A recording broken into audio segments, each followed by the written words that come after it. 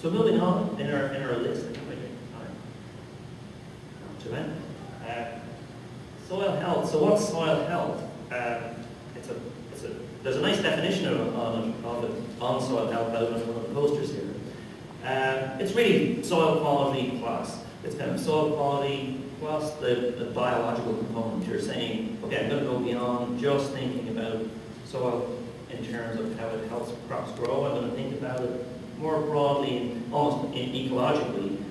You know, what are the biological components that are there as well, whether or not they're a benefit to the crop. And there's been a lot of work on sort of below-ground changes in organic systems, particularly in Europe. Less so, we're beginning to get into it in Canada, and we've some fantastic opportunities with long-term organic systems across Canada where we go back and look at what are the changes in soil and biological properties from that history of management. I'm just going to show you a little study we did with a master's student out in Eastern Canada, Karen Nelson, and this is just a couple of years ago, and she was looking at the long-term rotations. We sort of recognized that, and this was organic, we would think of them as organic potato farms. They do grow grain as well, and forage, or it might be a green manure, but they're primarily organic potato farms. But they're very different looking from their neighboring conventional potato farms. And the most striking difference is the rotation length on these organic potato farms. It tends to be 4 or 5 years long before the potato comes back again, compared to 2 years and 2 to 3 years in conventional potato production. Way more intensive in conventional potato production in PEI and so the question was really, well, if you have that longer rotation into forages, 2 years forages, maybe barley or wheat, some of them are trying to soybeans now, but before you get back into that very intensive potato year where you're really disrupting the soil, is there a benefit to soil life? Because you're giving it a break from that potato year, and could you measure that benefit to soil life? And that was essentially the gist of what she was trying to do. So if we look at it this way, and I'll just explain what I'm showing you there. So we went out to 4 farm sites. So the results are sort of the average of those 4 farm sites. The P is just the potato year, because I'll have a graph in a moment that will show, if you follow those little terms. P is the potato phase, then you've got 1 year since, which tended to be wheat or barley, and then forages, sometimes 3 years, some of them had beef, 2 years forage, there might have been a soybean in there. But in this study, we managed to find 4 farms that had that same 5-year long rotation before we went back into potatoes. And then on each farm, we went out, we found a field which had preferably been 30 years undisturbed, that we would call our reference field. So it was a long-term pasture, no tillage, for probably 20, 30 years. Because the idea there being that, that's where we're going to find, comparatively for that sort of soil, the most soil life. And let's see how this rotation compares with a completely undisturbed field. So you can follow me there on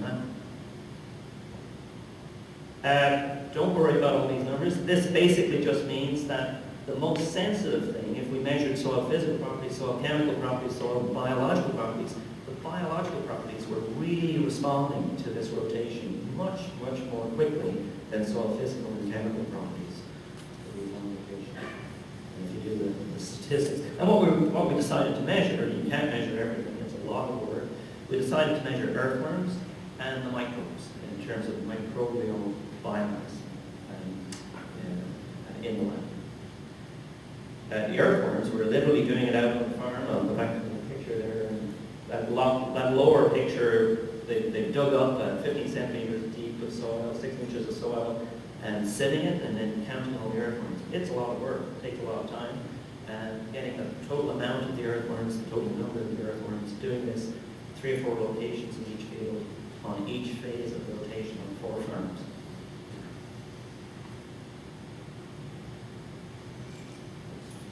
So what we got, and if you can just follow this graph, I don't have many graphs in this, I think this might be, there's only 2. Oh no, maybe 3. P on the left is the potato year, and this again is average of 4 farms. And the different colors is just the 2 different years. We did it for 2 years, 2006, 2007. And P+1 just means it's 1 year out of the data, back into barley or wheat. P+2 might have gone into forages or might be grain. Then you've got more forage. So it's minimum amount of tillage, right, or no tillage if you're into forage. And then reference is just the adjacent undisturbed field. So what you're seeing is basically, in terms of the microbes, yes, I did skip a slide, sorry about that. In terms of earthworms, what this essentially means is that that long rotation had a tremendous benefit to the earthworms, in terms of whether you measure it in terms of number, or total amount, or mass, or ton of earthworms in the field. Allowing that break from the potatoes to go 4 or 5 years was allowing the earthworms to recover. And these numbers are 400 earthworms, 500 earthworms per square meter, 4 million earthworms per hectare. And you would only otherwise find that in the adjacent undisturbed pasture, where you get these kind of huge numbers of earthworms. Earthworms, of course, why would that matter? Well, earthworms, from a practical point of view, have huge benefits in terms of soil quality, in terms of nutrient turnover. People call them ecosystem engineers. It was funny presenting this data to PEI, Organic Farmers Organization, and I thought this was fantastic news. It was nice to show the farmers to say, you'd like to think you're working with the biological component of the soil. You haven't had the chance to go out and count them. Look, it's true. You maintaining those long rotations has tremendous benefits. And then one of the farmers said, but do you mean to say every time I grow potatoes I'm killing 4 million earthworms? And I hadn't thought of it that way at all. I said, well, actually, yes, in a way, because you're recycling. We recycle green manures, but we're also recycling this big pool of the biology, and we're working with them on these organic systems. And that'll be a big pool of nutrients as well. If we measure the microbes on the same sequence across the 4 farms, and here we just do a sort of general lab test where it measures total bacteria and total fungi in the soil, and we report that as a percentage of the total organic carbon, as a percentage of the total organic matter, which is a good way of reporting that as a ratio to the total organic matter. You can see the same trend. You're getting this big pool of microbial life that's 3-4% that you only find in an undisturbed pasture because you have those long rotations. So the conventional farm, neighboring conventional farm would never get here, right? They're only doing these 2-year, 3-year rotations. So it's just too much disturbance in the system, and it's way too intensive. And also it's interesting, this kind of work is interesting too, because we tend to, a lot of farmers tend to think, why do standard soil tests not always seem to work on organic farms?